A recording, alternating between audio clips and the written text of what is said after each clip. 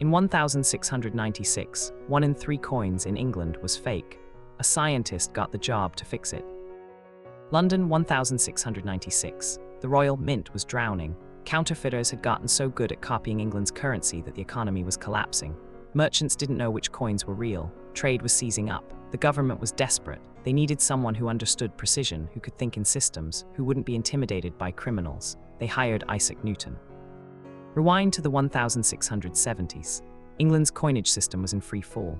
The currency in circulation was mostly old, hammered coins stamped by hand, one at a time using metal dies and a mallet. Each coin looked slightly different. The edges were ragged, and here's where the problem started. If you shaved a little precious metal off the edge, you could pass it as full weight. The coin still looked valid. No one could tell. This practice was called clipping. It was rampant, but worse than clipping was outright counterfeiting. Criminals were melting down base metals, coating them in silver and stamping them with dies they'd carved themselves. The coins circulated. Nobody checked. The real money drained out of the economy, Gresham's law in action. Bad money drove out the good. By the 1690s, the situation was critical. The government had tried prosecutions. They'd tried execution. Hanging counterfeiters was legal and routine. It didn't work. The profit margin was too high. The risk was worth it. England's financial reputation was cracking. Foreign merchants were refusing English coins. The crown needed a new approach. Enter Newton.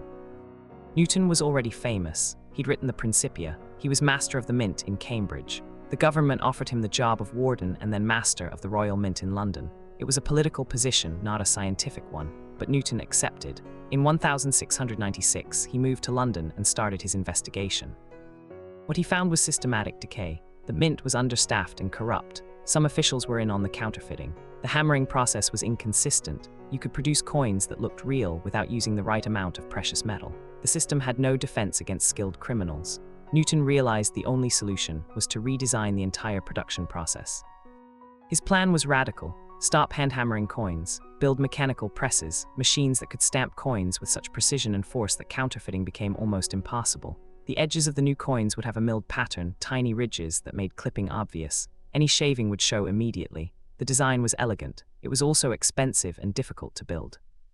Newton had another insight. He decided to physically recoinage the entire currency. Every old coin in circulation would be called in.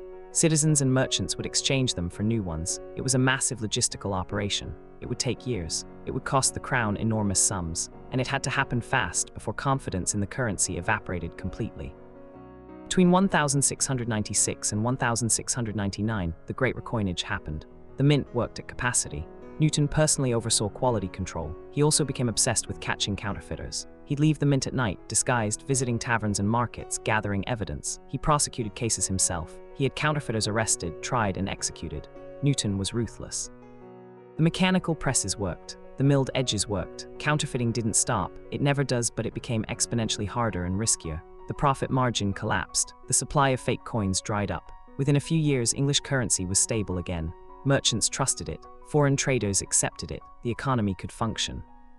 What Newton understood, and what most administrators missed, was that counterfeiting isn't a crime problem. It's a design problem. If the system is easy to fake, people will fake it. You can't execute your way out of that. You have to make faking harder than honest work. You have to change the architecture.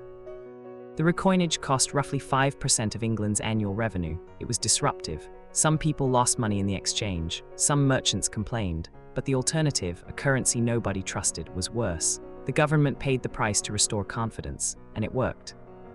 Newton stayed at the mint until his death in 1727.